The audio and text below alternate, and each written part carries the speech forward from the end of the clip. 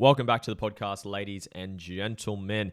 This is such a passionate topic that I want to speak about, and I've been thinking about this topic for a while. And honestly, I've been a little bit, hesitant about talking about it because it's sensitive, it's taboo, and it's ironically people always preach that mental health needs to be, spoken about more, and more openness and transparency around it. But then when people generally do it, and it sometimes goes against what some people believe, then they get really attacked and shut down for it. So honestly, that's probably why I haven't, done a podcast on this specific topic. But the reason I am doing this topic today, I was literally driving in my car yesterday. With a friend of mine. We're driving to an event that we went to attend, a networking event. It was really good on the Gold Coast, in Brisbane actually. It's called Minding Their Business. So shout out to the event that we went to yesterday. Really, really cool. Anyways, we were driving there and I got a phone call from my brother. And my brother called me and I said, hey mate, what's going on? He's like, hey Louis, I just wanted to let you know, this person that you went to school with, I won't mention her name, but this girl you went to school with, she actually committed suicide yesterday. And I was like shocked. I was like, it hit me quite hard. I was like, holy shit, like that's full on. And I was in the car with my friend, like I said, and I was like, holy shit, man.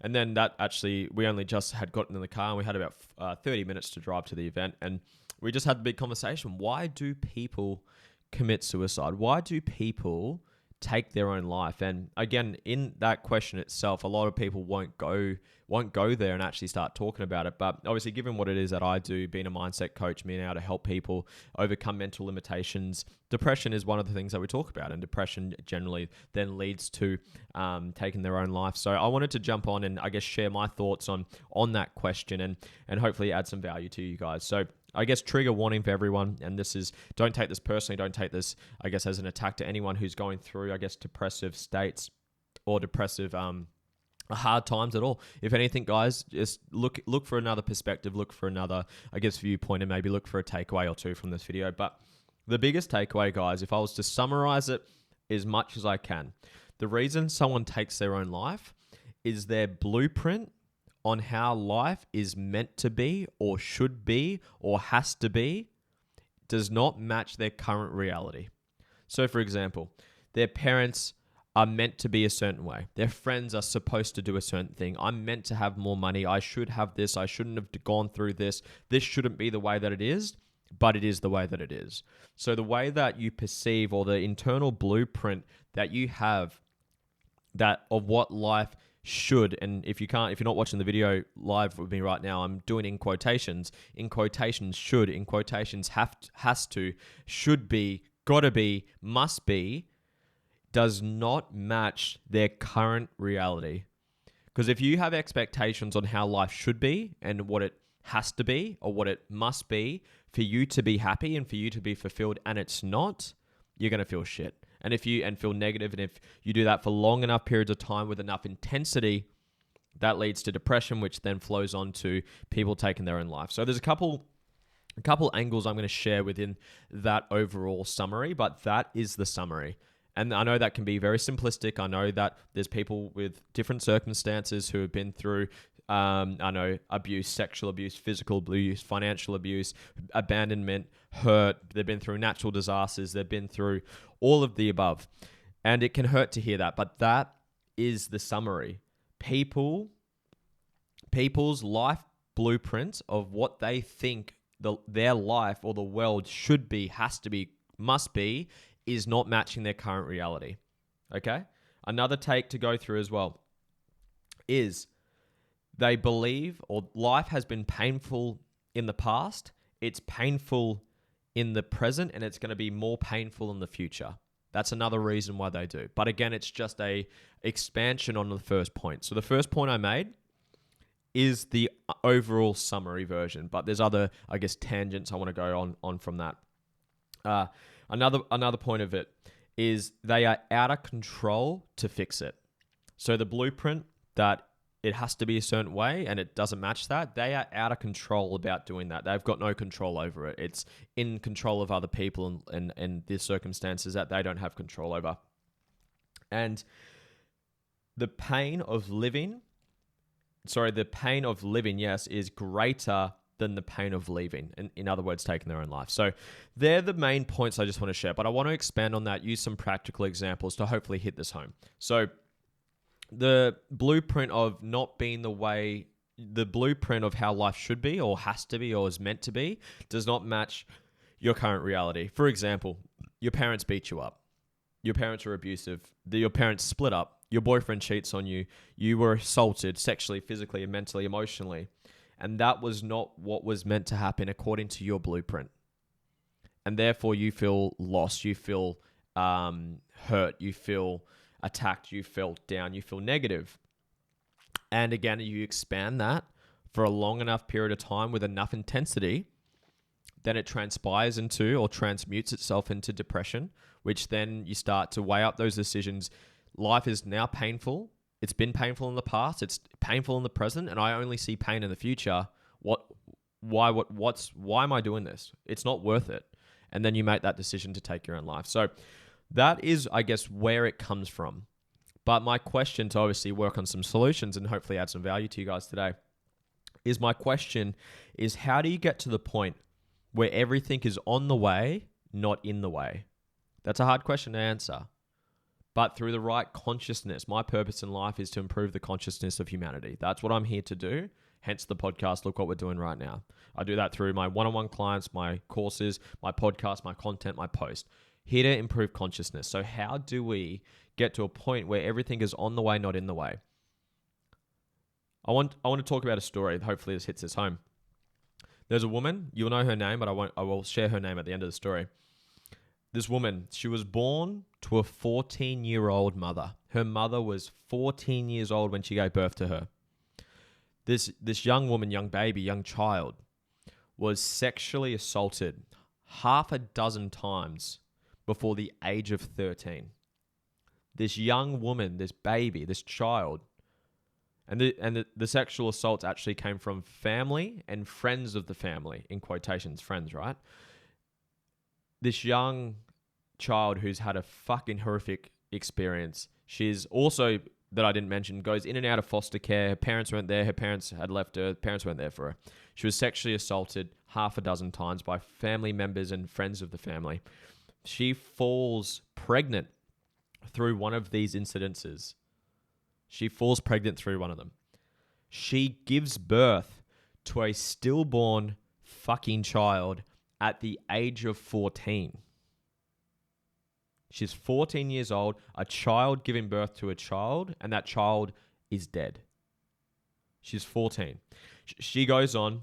She is fired from jobs that she gets for the color of her skin. She's black-skinned or dark-skinned. I still think it is a current problem in today's society, but when she grew up, it was a lot worse than it is now. But she's fired from jobs because of the color of her skin and her weight, how she looks. Anyway, she goes through so many other things I haven't even mentioned in this brief story. Do you know who that story, for anyone that's listening to this, do you know whose story that is? Oprah fucking Winfrey. Oprah Winfrey. She went through more pain than I have, more challenges than I have, more challenges than most people have. And this is not to play the comparison game. I guarantee you there's more people that have been through more horrific things than that. But my question, did that stop her from moving forward?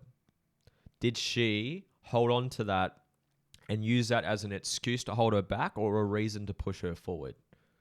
Did she use her consciousness to allow that painful experiences that she went through define who she is for the rest of her life? Or did she use her consciousness to use that very pain to drive her to give back to as many fucking people as she possibly can? She's one of the most influential, powerful, successful, inspirational women in people in fucking history. And look what she went through. I want to share another story. A man, this is in World War II or during World War II. He was his brother, his father, his mother, and his partner. So 4 of the closest people in his life. They were captured and killed and slaughtered by the Nazis in the concentration camps. He went through the full experience of a concentration camp where you get one piece of bread to eat for 3 or 4 days. You were slave labor. You won't see the size of my office, but in a normal size room, you'd have 30 people sleeping and there's not enough room to lay down. So you stand up with your neck just leaning against someone or the wall trying to sleep. If someone drops dead next to you, you don't bat an eye. You keep moving, keep walking. There's no care about life or anyone. You're just a piece of meat. It's one of the most horrific experiences anyone's ever gone through of modern history. Anyways, this man goes through the whole thing. He's a rare survivor. He survived the war. He made it through. He's written a book. It's called Man's Search for Meaning. Viktor Frankl. Go read the fucking book. He comes on the other side of that whole experience. Mother, father, partner, and I think sister, four very, very close people that he loves and cares about the most, all slaughtered. He went through the full experience. Treated like absolute shit. People dying left, right, and center. Like no consideration for the quality of his life or anyone's life for that matter. And he comes on the other side with gratitude, with purpose, with meaning. Man's Search for Meaning, hence the name of the book. So go read that book. So how can people, and that's just one of fucking many, like literally Google whatever you've been through that's holding you back, because it's the blueprint of your life that doesn't match your reality. You don't think it's right that you were assaulted. You don't think it was right that you were abused. You don't think it was right that your partner cheated on you. You don't think it was right that whatever it is that happened. Google exactly what you went through, and on Google, so jump on Google successful people that were, and fill in the blank. Successful people that were assaulted. Successful people whose parents abandoned them. Successful people who were, who were taken advantage of. Whatever it is, fill in the gap. I guarantee you, for everything that you've been through, someone else has been through that exact same thing plus more and used it to drive them forward. And how do you get to that point? Because I'm not, I guess to balance what I'm saying right now, I don't want to invalidate what you've been through, because everyone's got their own traumas, right? I've got mine too. I haven't been through what Oprah Winfrey went through. I haven't been through what Viktor Frankl's been through, but I've got my own traumas. I'm still working on my stuff. I'm still healing. I'm a normal human being, because trauma is different to different people. I've done content and podcasts on that, so go listen to those ones if you want to. But being able to, it's the question I asked before. How do you see that everything's on the way, not in the way? It's by controlling the meaning you place on things. Hence the book that I recommended, Man's Search for Meaning. How do you, through consciousness, quality questions, how do you see that everything is on the way, not in the way? So here's the process I want to go through with you. I want you to think about something right now that you judge. It could be an ex-partner, it could be your parents, it could be your boss, it could be the government, it could be absolutely anything. What is it that you judge? And judgment, because judgment's a spectrum, right? Judgment could be you want to kill someone, you hate them, they are the worst thing to ever walk the face of the earth. Or judgment is just you just don't like this person because they annoy you for whatever reason. So pick something with a high level of judgment, because the bigger the emotional charge towards something, the bigger the release that you're going to have. So let's release something quite big together. So think about it. What specifically do you judge? So let's use an example. Say it's your parents. Say mum or dad, they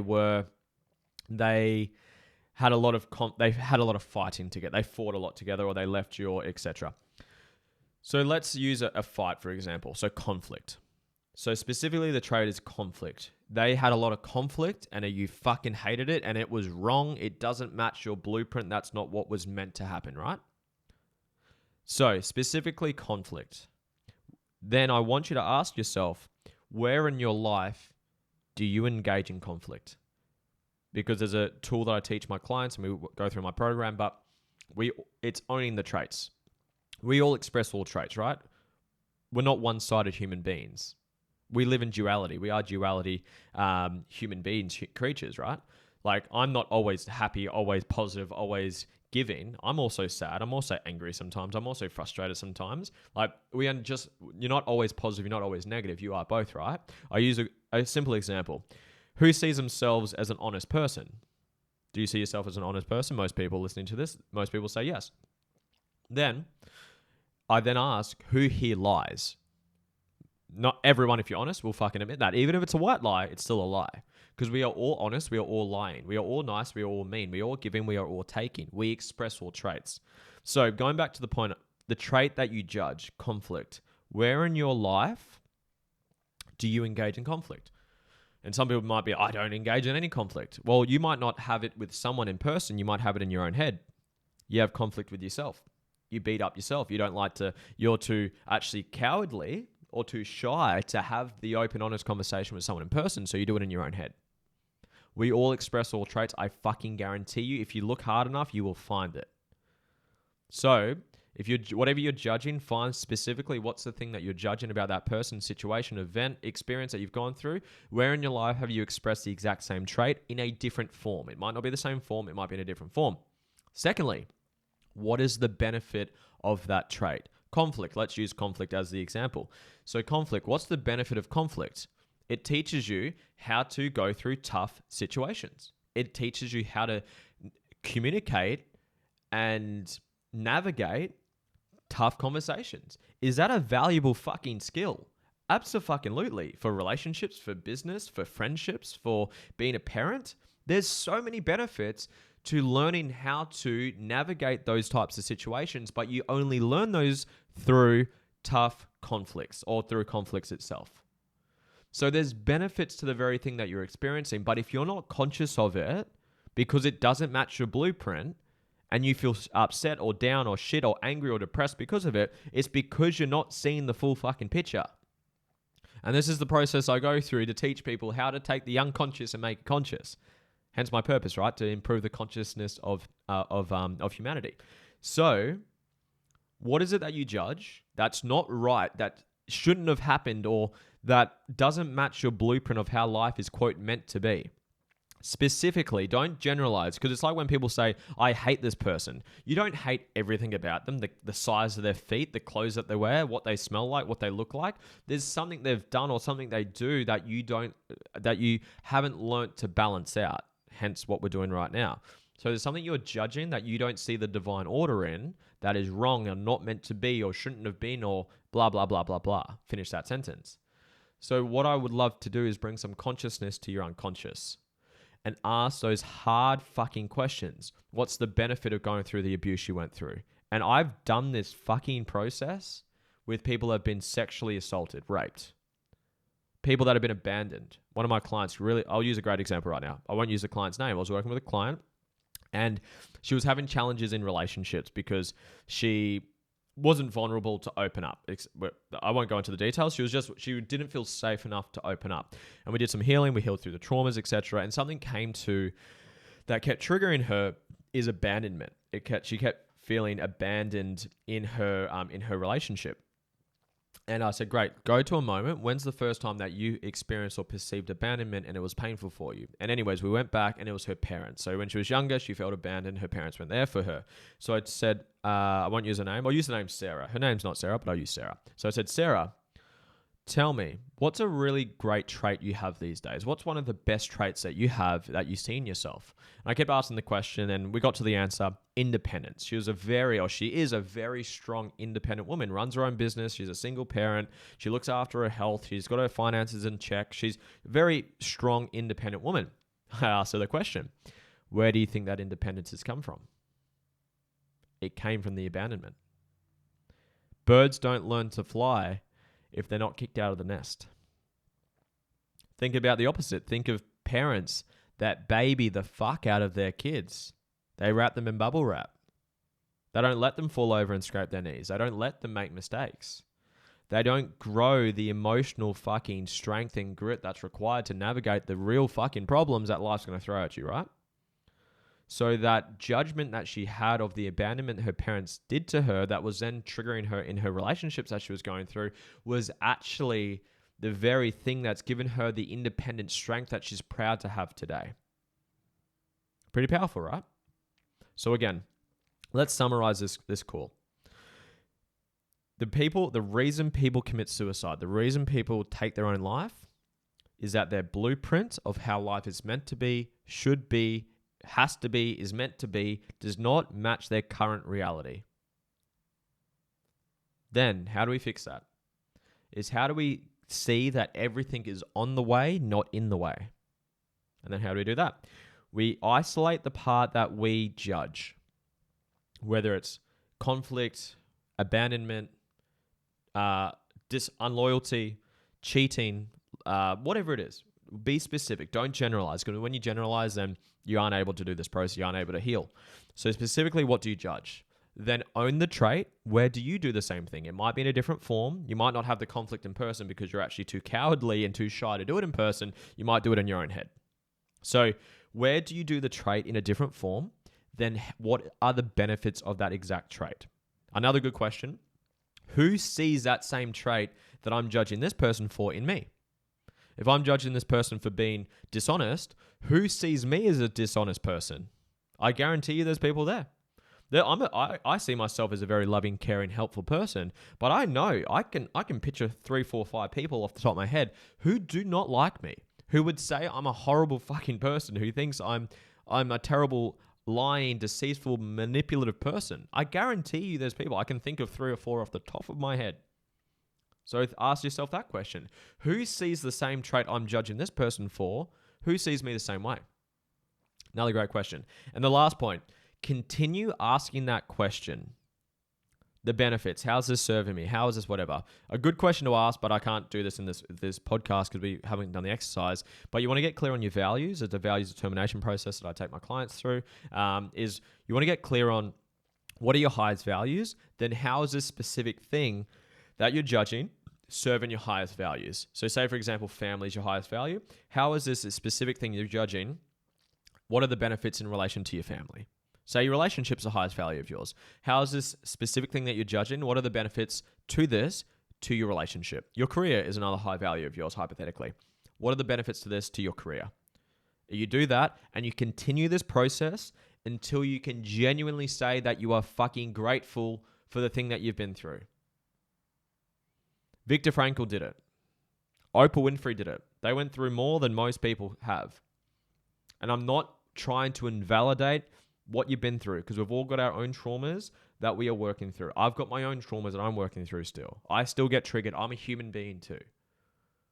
However, when you become conscious of the unconscious and apply the things I've shared with you in this podcast, you're able to heal and move on and change what's meant to be or should be, whatever, to being exactly what is happening because it's going to happen.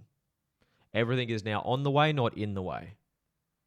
Because life is going to happen whether you like it or not. There's a great quote by Peter Crone. He's a great mentor that I look up to. I love his stuff. Look at his stuff. Peter Crone, really good, great guy. And there's a great quote that he uses. He says, "What happened has happened and couldn't have happened any other way because it didn't." That abandonment with the client I was referring to gave her the strength that she's proud to have today. I'm going to leave it on that. I hope this helped, guys. If you're listening to this, you want to connect with me, send me a message on Instagram, Lewis Huckstep. Reach out to me, connect with me. I'm here to serve. That's my mission, to improve the consciousness of humanity. That's what I'm here to do. Connect with me on Instagram, Lewis Huckstep. I do run courses. I have programs. I run 10-week challenges where I go through step by step how to integrate all of this, how to know what your values are, your purpose in life, your mission in life, your vision in life, how to overcome your ego, how to heal through traumas and triggers, how to overcome anxiety, how to overcome depression, how to create a master plan for your life so you know where you're going and you know what you're doing. I do all of that. So if that's something that interests you, I would love to serve you. It's my passion. You can probably tell by the way that I'm speaking right now. But I hope you guys got some value from this. Again, share it with a friend. That's what I would love, because if I help one person to help one person, I can change the world. You can help me change the world. So if you got value from this, guys, I'd love for you to share it with one friend. Maybe 2 friends if you're courageous, right? But thank you so much. I do appreciate it. I love you guys. Have a beautiful fucking day, week, wherever you're listening to. Connect with me on Instagram. I would love to connect with you. I respond to all my messages. Sometimes I'm a bit slow, but I do get back to everyone. I love you guys. I'll see you on the next podcast. Goodbye.